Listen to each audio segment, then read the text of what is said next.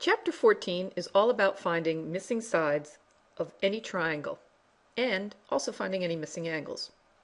So we have some new formulas to memorize, and they're really easy because you can see how they're derived from original formulas. So let's take a step back and remember that we already have two formulas to find missing sides and angles. The first one you learned was in 6th grade, Pythagorean's theorem. That only found missing sides. So we upped the ante in 8th grade and introduced you to SOHCAHTOA, your first introduction to trigonometry. That can find missing sides and missing angles. But the one flaw they had in common were they only could be used in a right triangle. If we weren't given a right triangle, we couldn't do it. So we have to up the ante, put on our big boys and girls pants, and learn a new formula. This is called the law of cosines. It kind of looks familiar. This says side squared equals side squared plus side squared minus 2 side cosine x.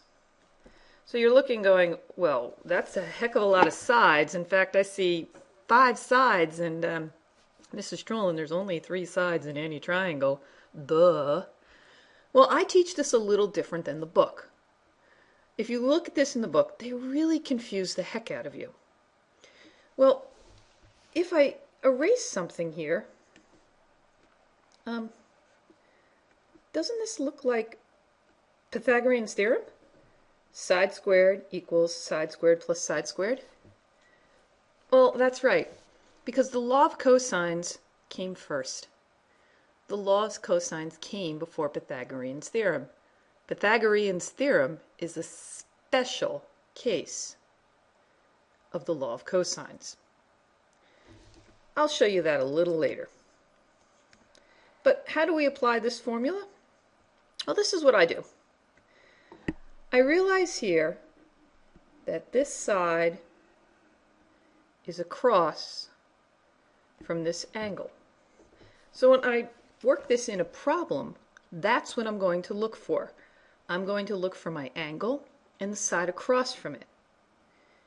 And then I can put in my corresponding sides. So let's just hit a problem, and I'll show you what I mean. Okay, find the missing side of triangle DBC, where D is 4, C is 6, and the measure angle B is 70. Well, hold up. First thing we're going to do, and you should always do this, is draw a triangle. Now, nobody told you what kind of triangle it is. Nobody said it was obtuse or cute or scalene or anything, so I'm just going to draw a random triangle.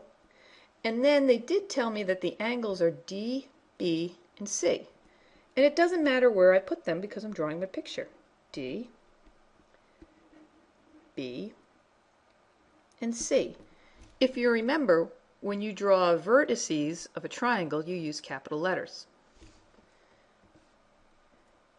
D equals 4. Notice D is small, so that means side D is across from vertice D, or vertex D. Side C is across from vertex C. And angle B is 70.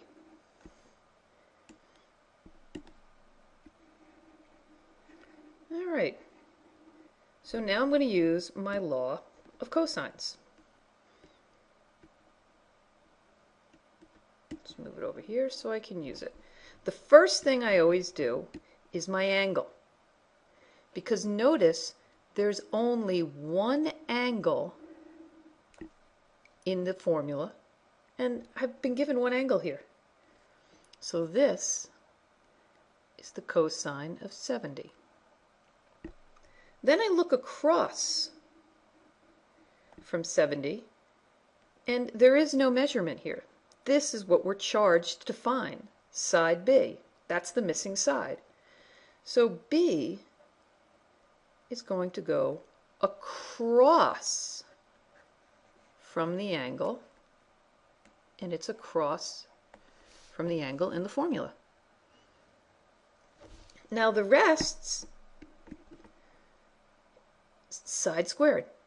Well, is it 6 or 4? It doesn't matter, because I'm going to add the sides after I square them, and I can add in any order. It's commutative.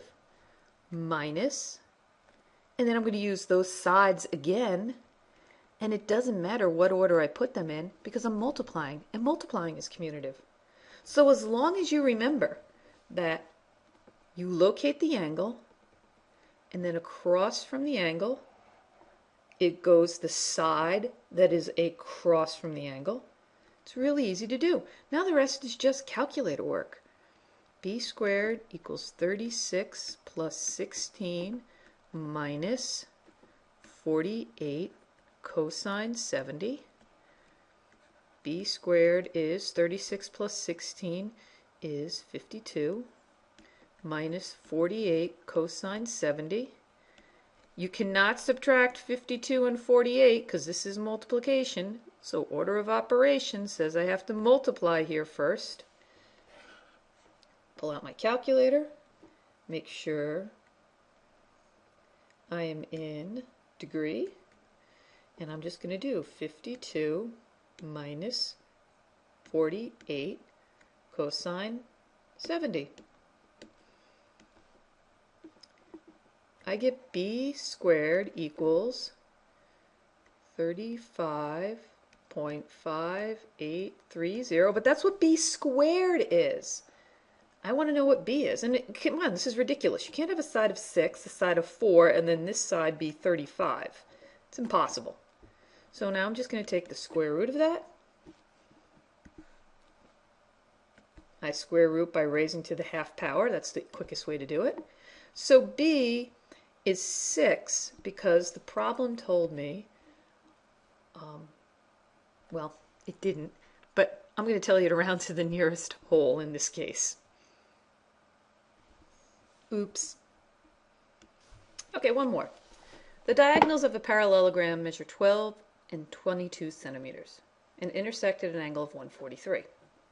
Well, we've got to take a step back to geometry here and remember that when diagonals of a parallelogram intersect, they cut each other in half. They bisect each other. So let's say this diagonal is 22. Then they mean this is going to be 11 and this is going to be 11. That means this is 6 and this is 6. And they intersect at an angle of 143. All right, so I'll make that 143. All right, so I've got a triangle here. Here's my triangle if I pull it out. 6, 11, and 143. Now, it kind of makes sense that this is going to be the longer side. No, not because the picture looks that way, because it's across from an obtuse angle. And if it's across from an obtuse angle, it has to be the longest side of a triangle. Notice, if I were to have picked this triangle right here, this angle would have been 37. Thus, this side would have been shorter. All right, so let's do our law of cosines. Find my angle first. My angle is the cosine of 143. What's across from the cosine of 143? The side we're looking for, which I happen to call y. So that's y squared. Now just fill in the blanks. One side is 6 squared. The other side is 11 squared. Minus 2. And then I use the sides again. 6 and 11. And you know what's also cool about these problems? I can run them totally into the calculator because y squared is found by 6 squared plus 11 squared minus 2 times 6 times 11 times the cosine of 143. So y squared 262.4199, and now I just have to square root that, and there's my answer. So side y is 16, because it said I could round to the nearest centimeter. There I am, 16. Done.